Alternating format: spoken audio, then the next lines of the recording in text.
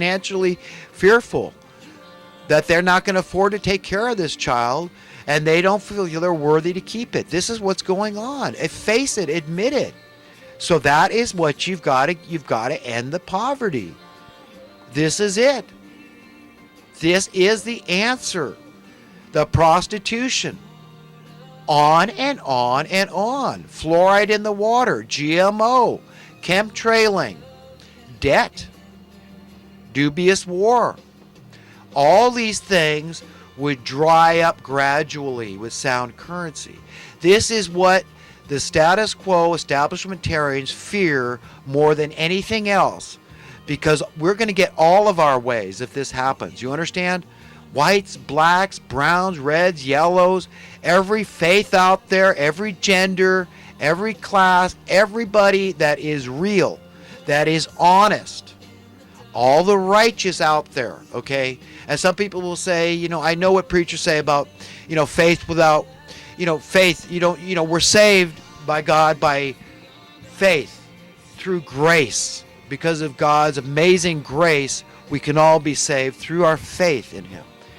But it is also written that without works, faith is dead. So we've got to go out there and do something. Be proactive in confronting the evil wherever we find it. And remember, it isn't the human being. They might be saying evil things because they're thinking evil things and storing evil in their heart. They're storing hatred. And so it comes out their mouth that way. But they are not evil any more than anybody else. They're sinners. They may be deluded and self-deceived. Yes, we're born masters of self-deceit, I believe. They might be off track, but you understand, you've got to approach it from that aspect and try to reach them quietly and calmly as you possibly can. But nonetheless, you've got to be determined to correct people in the proper way. Otherwise, we're going to be ineffective. And all our trying is going to be fruitless. That's it. So for us to be effectual and to reach people and to really change their heart and mind, because that's where it all starts. The things that are going to change coming out of their mouths, the way we're going to change their mind starts with changing their mind, with the things we're saying and how we're reaching them. Try a new tact. Try a new approach. Try a new method in reaching people. Tap into God's infinite wisdom, because that's what He wants for us. He wants us to succeed. He wants us with peace with one another. He wants prosperity on the earth. He wants us to be free. He wants an end to abortion. He wants an end to poisons in our food. And He wants an end to them spraying the sky and debt and dubious war and all these evil things that are being foisted upon us. All this divisiveness, He wants it all to end. But understand what it's going to take. We got to use our imaginations in how we're going to approach this issue. We need to turn to Him for that wherewithal, for that wisdom, that know-how. I wanted to read a little bit from this is the New King James Version. Oh, no, not even the New King James, just the King James Version. This is the old one. In the book of Ephesians chapter 6. And this is the writings of Paul to the Ephesians. And this was the guy that at one time was literally the worst enemy of Christians.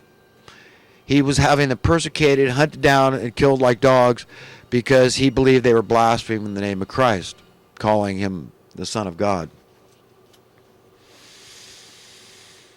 But he wasn't. And he had a little experience, let's say, with Christ. And it's written about in the book of Acts, where on the road to Damascus with some of his companions who witnessed it also, a light came down from the heavens, from the sky, and it was brighter than the sun, as described.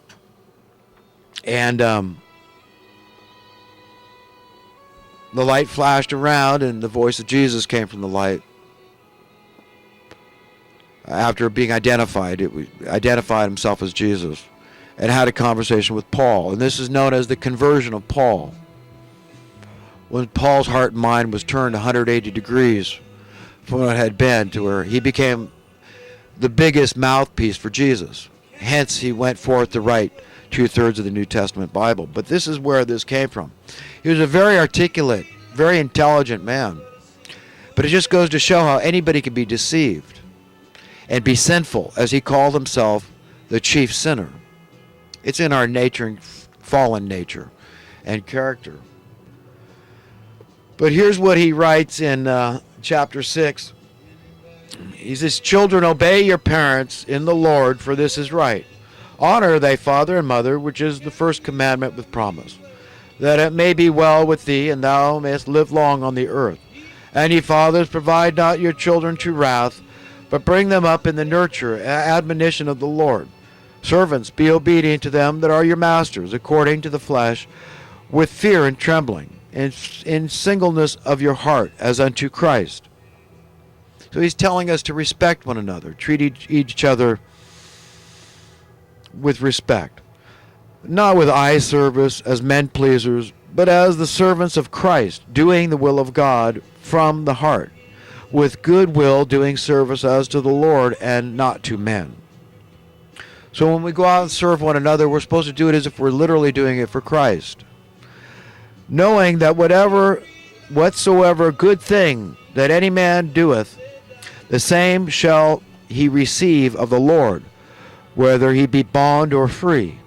And ye masters, do the same things unto them, forbearing threatening, knowing that your master also is in heaven. Neither is a respect of persons with him. God is not a respecter of persons. He doesn't play favorites. Finally, my brethren, be strong in the Lord and in the power of his might. Put on the whole armor of God, that ye may be able to stand against the wiles of the devil. For we wrestle not against flesh and blood, but against principalities, against powers, against the rulers of the darkness of this world, against spiritual wickedness in high places. Wherefore take unto you the whole armor of God, that ye may be able to withstand in the evil day, and having done all, to stand. Stand therefore, having your loins girt about you with truth, having on the breastplate of righteousness, and your feet shod with the preparation of the gospel, the good news of peace. Above all, taking the shield of faith, wherewith ye shall be able to quench all the fiery darts of the wicked. And take the helmet of salvation and the sword of the Spirit, which is the word of God, praying always with all prayer and supplication in the Spirit, and watching thereunto with perseverance and supplication for all the saints. Anyhow, folks, I wish the best to everybody. I can see my second tape is ending, and I got to wrap it up here. But, let's be nice to each other. That's what I'm talking about. Let's be nice. Let's be honest and treat each other really the way we want to be treated. So when it comes to wage issues, just remember that. Remember if you were on the other end of that pay scale. Stop saying, well, I did this and that. Look, just focus on the fact that the job is important or it wouldn't exist. And that many people being cheated out of fair pay are doing jobs that are imperative to the well-being of society as a whole, as a collective, as a civilization. So anyhow, best to you all, and we'll talk again sometime, I hope, in the near future, and have a wonderful day. And just rest assured, God's will is going to be done on earth as it is in heaven. What we need to do, spend time cultivating that, imagining that, what it's going to be like, down to the smallest details, and then letting other people know, and help them to imagine what that reality is going to entail, what it's going to look like, what it's going to be like in a perfect world. Okay, where being idealistic is not a fanciful dream, but it is our reality. What components will exist and which ones will be gone. Spend time pondering those lofty things.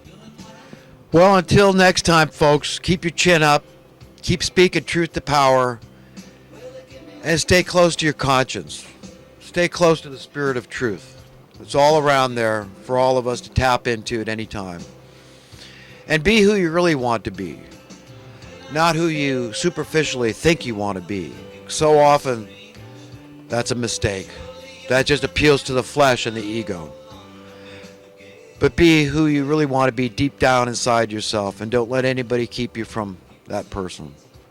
So best everybody, until next time. See you later.